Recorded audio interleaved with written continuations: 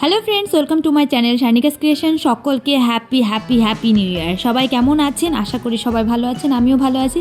নতুন বছরের নতুন ব্লগ, প্রত্যেকের কাছ থেকে একটাই request, please like comment share দিয়ে প্লিজ একটু ভরিয়ে দেবেন। আর আমি এই বছর 2026 সালটা শুরু করেছি একটা সুন্দর লোকেশন থেকে, সেটা হচ্ছে আমাদের এখানে লোকনাথ বাবার মন্দির চাকলা থেকে। তো 1 তারিখ খুব সুন্দর মন্দিরে কাটিয়ে দিলাম, 2 তারিখ চলে আসলাম আমি রাজনন্দিনী।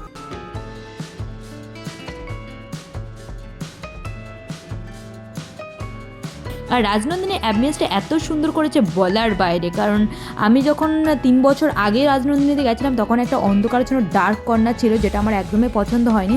বাট স্টিল নাও এখন এত সুন্দর করেছে, মানে গিয়েও ভালো লাগছে। আগে যখন আমি যেতাম একটা ফটো তুলতে পারতাম না, খেতে পারতাম না, ঠিক মানে অন্ধকার অন্ধকার ব্যাপারটা আমার একদমই পোষায় না।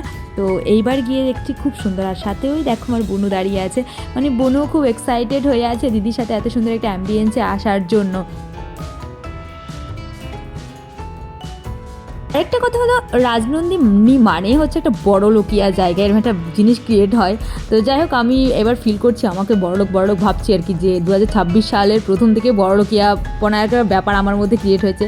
বাট 26 সালের লাস্ট অবধি যদি এরকম ব্যাপারটা থাকতো তাহলে তো ভীষণ মানে কপাল অনেক ভালো বলতাম। যাই হোক, প্রত্যেকে প্রে করো যেন আমরা একটু ভালো ভালো খেতে পারি, ঘুরতে পারি, এইটুকু যেন হয়। আর হ্যাঁ, প্রত্যেকে চাই ভালো থাকতে, ভালো থাকাটাই জীবনে সবথেকে বেশি ইম্পর্ট্যান্ট। আর ওখানে গিয়ে ফার্স্ট মেনু কার্ডটা দেখলাম অ্যান্ড বনুর জন্য খাবার অর্ডার করলাম। ওকে জিজ্ঞেস করলাম যে কী খাবি, বনু কোনো রেসপন্স করছে না। আর আমি ওকে বারবার বলছি, তুই না ল্যাথখোর হয়ে আছিস কেন, এরকম একটা ব্যাপার হচ্ছিল।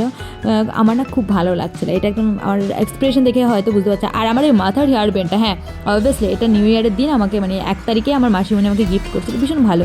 আর সাথে আরেকটা গিফট পেয়েছি, সেটা আমার একটা বান্ধবীর কাছ থেকে। ও কেক মেকিং করে অ্যান্ড খুব সুন্দর কেক বানায়। তো ওর থেকে আমি একটা কেক নিয়ে নিয়েছি অ্যান্ড কেকটা এত ভালো খেতে ছিল। আর হ্যাঁ, আমি না কেকের পুরোটা দেখাচ্ছি না, কারণ এখানে কিছু ফানি থিংস লেখা ছিল, আর ফ্রেন্ডস মানে একটুখানি ফানি হবে।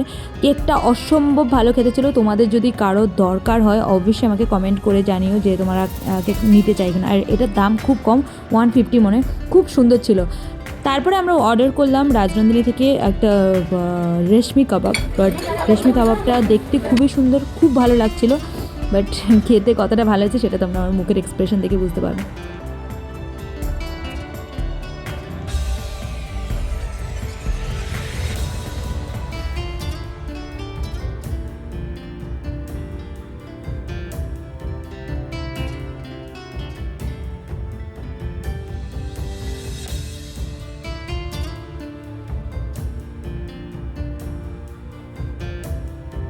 ভাবলাম আমি এটা একটা সুন্দর কোনো একটা কোনো মানে কি বলে ফ্রুটস কিছুর হতে পারে, বাট এটা যে অরিজিনালি একটা মূলা, যেটা আমি বুঝতে পারিনি।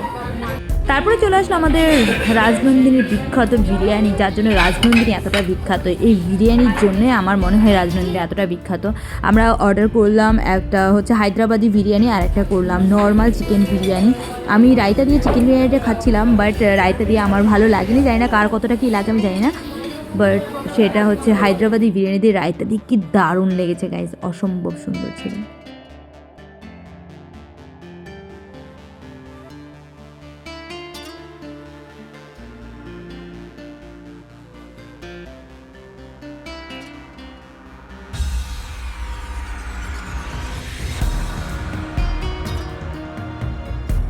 যাই হোক, নিউ ইয়ারের প্রথম ভিডিওটা কেমন লাগলো অবশ্যই কমেন্ট করে জানাবার। প্রত্যেক কাছে রিকোয়েস্ট একটুখানি সাবস্ক্রাইব করে পাশে থেকো অ্যান্ড বেল আইকনে একটু ক্লিক করে দিও। সবাইকে আবারও হ্যাপি নিউ ইয়ার।